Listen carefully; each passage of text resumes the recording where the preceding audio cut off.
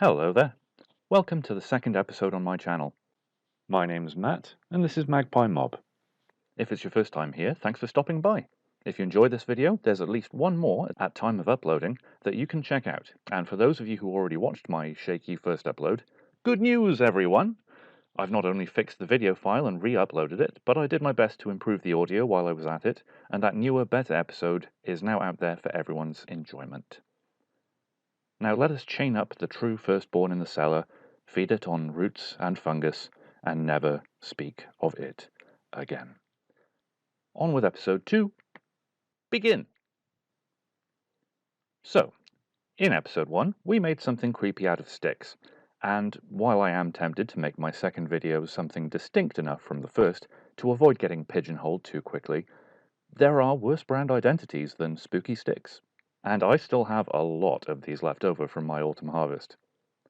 I've even been idly toying with spare ones off camera, since they're such an abundant, free, renewable material, with a built-in rustic folksiness that just serves up such great, you're not getting out of here city kid energy. I might share some of what I got up to in a sort of roundup video. If you'd be interested in seeing that, be sure to let me know in the comments, and make sure to subscribe and engage that notification bell so that you'll never miss an upload, and so that I can avoid panic at my difficulty so far in maintaining a production/upload schedule. Now for this project, I felt like making some sensory decor and trying my hand at some hanging wood chimes. A lot of the wood for these chimes came from one long, dead branch that I took home in a couple of pieces, then I broke them down further, making cuts with my handsaw before snapping off the rest. Normally I'd say something like, at the risk of sounding preachy, but I should make a point now of saying, sometimes I care about stuff, deal with it. With that in mind, if you're doing this, keep any and all fingers, toes, genitals, pseudopods, or other appendages well out of the teeth movement zone. Tools are bloodthirsty, and being simple creatures, their conduct is bound only by our control. This goes for all demons: hand tools, power tools, fire, magnets, in all their insane clown power. How even do they work? Tools handled without care are as unto demons unleashed. The final look I'm going for with these chimes is that of something that might unnerve you on a walk in the woods, particularly if you're reflexively superstitious, easily startled, and somehow mistake wind chimes for ghosts. I guess, now that I think of it, it's a little bit merry folk of Sherwood Forest, but I'm okay with that.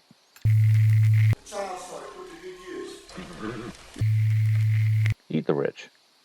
To that end, I'm leaning into the wonky and irregular wherever I can. Messy cuts, kinked branches. Besides being foraged to begin with, I'd like them to look as though they've been picked out of the aftermath of a fire, the few salvageable remnants turned into the clattering ghost voices of the forest that was. But let's not get too down in the dumps. This is just for effect. In reality, every branch you see here had fallen from a tree that's actually alive and well. I still visit them, they're fine. Leave messages for them in the comments. I'll be sure to pass them along when next I see them. Now, there's your glimpse behind the curtain. Sorry to ruin your immersion like that. A little magic spoiled, a little magic gained. That's what I aim to provide. Before I get to burning, I start by removing most of the bark, for reasons I'll explain shortly. You can see Fozzie Bear back there, on babysitting duty for something that's still incubating. A lot of this bark is lovely and flaky. It's a little like peeling sprouts, but even easier. Now I want sprouts. As the bark comes off, especially the larger pieces, I'm putting it all to one side for later use. If you saw my first video and wondered where all of that bark came from, here's your answer. I have so many of these food containers saved, and so far, not one of them has been used for food since I first washed them out. Not being exacting with my measurements here, just getting sticks to a roughly decent length for hanging chimes. I was a little indecisive about where to break the longest branch. I figured since I have so many sticks overall, I'd make it a few big pieces instead of several smaller ones. Also, I want the tone of the chimes to be as varied as possible, so there are thunks and clunks mixed in with the clinks and clatters. To be honest, these won't be doing much in the way of real chiming. Look, some of these have tiny bits of resin seeped out between the bark. Come on, branch, don't get sappy on me now. I'm still going to cut you after all. The reason I'm cutting at such an awkward angle here is largely due to inescapable chaos where I was working during this sequence. Since this part was filmed, I've slightly rearranged. You'll see later in the video. Here you can see the bark flaking off even more, loosening as I cut. While the more I break down these branches, the more bark flakes off easily, the next step is removing the rest. A large part of why I want the bark gone is because it's not a very hard material relative to the wood underneath. On some of these branches it's more papery, on others it's lots of thick, stringy fibers. Either way, it dampens or muffles the sound when the wood is struck. I definitely don't want that, since these sticks won't be hitting each other very hard, and any audible resonance from them is pretty subtle to begin with. I'm trying to get the biggest intact pieces of bark, even if I'm ultimately going to trim or break them down. Since cutting them down more is always an option, but you can't add it back, like so many other materials. I'm not too concerned, as I'm scoring along these smaller sticks to loosen their bark, about scarring the wood underneath, since the top millimetre or two are going to get mostly burned away anyway. You can just burn off the bark, but however long you're burning, that's consuming one sort of fuel or another. Plus I find generally toying with wood or whatever other materials quite soothing. It's somewhat monotonous, maybe tedious, occasionally a little frustrating, sure, but having my frustrations be this minor, because if this is frustrating, I guarantee it's less frustrating than people, just out in the world. This is a frustration that won't argue back if I swear at it. On a different note, I promise you that if YouTube ever brings out a way to add smell to videos, I'll be all too happy to share how my workspace smells when I'm tearing up this wood, releasing little pops of oils, microparticles of resin into the air. I'm not wearing gloves here since my fingernails make this so much easier, and I will be washing my hands straight after recording this. And finally, some unavoidable whittling at the end, where the bark just won't come off other than in strips. On to the burning. Feel free to tell me in the comments that I can't build a fire correctly. All comments feed me, so go off. I feel like it's worth noting that one of my main inspirations for giving this wood a burnt finish comes from yakisugi, a Japanese technique where traditionally outdoor carpentry is preserved against weather and pests by charring into its surface, then quenching the wood before it burns too deep. This not only has functional benefits, it creates this beautiful carbon scale pattern shaped by the wood grain underneath. This technique has also since been picked up by a lot of makers outside of Japan, adapted to other uses, modified to all sorts of effects. Some add lacquers, paints, or resins to highlight and stabilize the charred surface scale. Some brush away the char to reveal the wood grain, darkened and hardened by the burning between the burnt away valleys of the softer spring wood. A quick side note on translation. Now, I'm not an authority, but I do feel it's worth recounting what I've turned up in my own investigation. You'll often find this practice being mistakenly referred to as shosugi-ban, particularly by Westerners like me, but a little searching informed me that this is a mistranslation of the kanji for yaki-sugi ita. Yaki meaning burnt, baked, grilled, or various forms of heat treatment. Sugi usually meaning Japanese cedar, and ita meaning plank or board.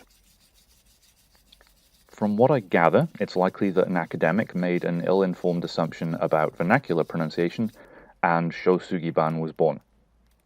That said, if you're looking for existing examples of people experimenting with this technique, searching for shosugi-ban will get results. Just maybe we shouldn't use it as a descriptor from this point on. The correction does seem to be spreading, so that's good. Nerds love correcting people. Who knew?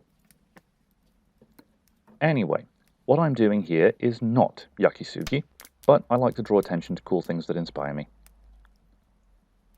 I'm very fond of the philosophy of wabi-sabi, the state of presence/absence of mind that embraces transience and imperfection as themselves perfect. Several art forms seem to be informed by this perspective, famously kintsugi, the repairing of broken objects while highlighting the joinery with gold. Sometimes when we think we're done, it turns out there's another life after the damage, more beautiful than what came before. And it's not in spite of our scars that we're beautiful, but because of them. Everything is imperfect, and everything is perfect. Now, while I am fairly frequently turning and inspecting these sticks to check their progress, this method takes a lot longer than using, say, a butane torch, but you can do multiple sticks at once. And although this method gives far less control of how they burn, that's actually to the good, since these are fully round sticks and branches, and we won't see their actual grain until that surface is broken up. Burning like this gives pleasingly wonky results in the end. Although overburning is a risk, even checking and rotating as frequently as I do here, some sticks might burn far enough through that their strength is compromised and they just snap when you handle them. If you've got a whole pile of sticks, like I have, that's not such a big problem. I guess what I'm saying is that, under the right circumstances, it's okay to have less control. Now, even though I've stripped as much bark as I could from these, it still takes a while for the outer layer to actually ignite so it can start charring through the actual wood within. I alternate between a wire brush, mostly for getting off hot coals and bigger chunks of char, and steel wool. You should fear the wire brush. It has 1,000 needle-like bristles and they all hunger for your blood. Seriously, this thing gives all of my blades a run for their money in terms of malice. Some of these much thinner branches I didn't bother to disembark. They would have been maddeningly fiddly, and since I had so many of them, I felt like I could experiment and see if I could hit the sweet spot of burning off the bark without burning the whole stick away to cinders. And it didn't completely fail. The checking or cracking of the char on the surface is a good sign that the layers underneath are getting hot enough to burn. Other than when they're literally on fire, you can't really tell with this method when, where, or whether the wood you're trying to burn has reached a glow, which is normally a useful thing to watch for. Once you see a glow in the char, that section is then radiating heat into the adjacent material, and you know that there's enough heat present for combustion to occur. A more precise or controlled way of burning surface wood is to use a gas flame. Here I'm using a butane kitchen blowtorch. I've also seen people use propane and even oxyacetylene.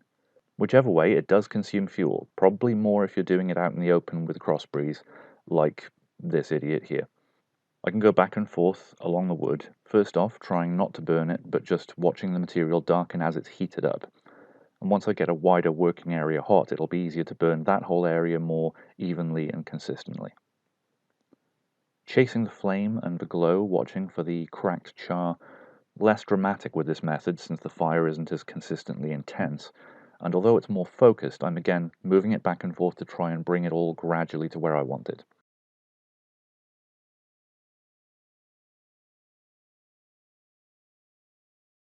Now, while I hate handling it, I prefer steel wool to wire brushes overall for this process. Quite apart from the frankly villainous conduct shown by my wire brushes, the steel wool seems to sort of burnish the harder, darker, burnt grain as it's revealed, and the burnt spring wood is brushed off. I like the result anyway. While this might make for a slightly less rustic or cursed final outcome, I do want to remove any remaining soft material like char powder that could dull the sound of the chimes. Finally, we're on to assembly. I'm using this jute fiber twine as cord to attach all of the moving parts, and to both dirty up the twine and give it some protection, I'm using some paraffin wax mixed with soot and char dust to wax the thread. I grab a decent sized chunk of wax between the fingers and thumb of one hand, dragging the twine through it while pinching it together. Then, once I've got a decent amount on the thread, I run it through my fingers some more, letting the friction warm the wax and smooth it into the fibers of the twine. And as you can see, comparing the sooty waxed twine with the pristine cord off the spool, this process makes for a quick, easy weathering effect, and adds months, if not years, onto the apparent age of the thing in minutes.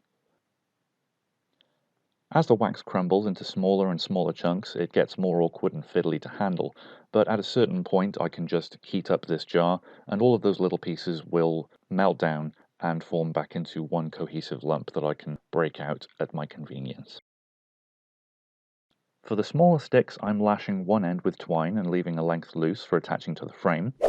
I'd rather not try to drill holes in these and risk breaking them at this stage. The frame I made off camera using the most crooked sections of branch that I could find, lashing them together to form a sort of ring, and doing my best to eyeball the spacing of the thing. Enough room for the chimes to hang mostly apart, but close enough so that they can easily strike one another. While I am doing everything I can with the twine, I'd rather not have to lash these larger sticks because I think the sheer volume of twine they'd have wrapped around one end would look clunky to me. The wrong kind of clunky. Anyway, in a slight modification of a straight lash, I'm tying the loops for these sticks into cute little nooses. Why nooses, you ask? Well, I am a little compulsively spooky and a recovering edgelord, one day at a time, and I did fully intend for these to be the sort of wood chimes you might encounter in a cursed forest. So there. Also, as a side note, I'd rather tie knots to hang a billion dead branches than a living being. Let these wood chimes be Odin's petty, small-minded revenge. Hang wood, not people.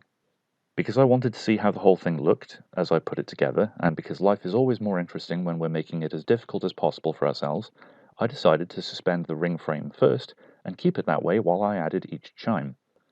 I suspend the frame with 4 lengths of twine, which I tied onto the frame, then joined together in a messy attempt at a 4-threaded braid, the process of which I shall spare you. Seriously, not even the funny kind of inept, just sad. Anyway, I think it looks like a fun little swing. It's a shame I'm not tiny. Maybe if I wish hard enough, Panos Cosmatos will build a life-size version of this. Oh no, maybe I shouldn't wish for that. Oh no! I tied the chimes onto the frame using a bowline knot. Bowline? Bowline? Ketchup? Catsup? Oh, I'm in way over my head. Basically, a knot that won't slip once I've tightened it in place. The loops are spaced out on the frame. Luckily, the uneven thickness of these branches makes it easier to keep each loop in place without having to cut notches for them. Although I might still do that later, we shall see.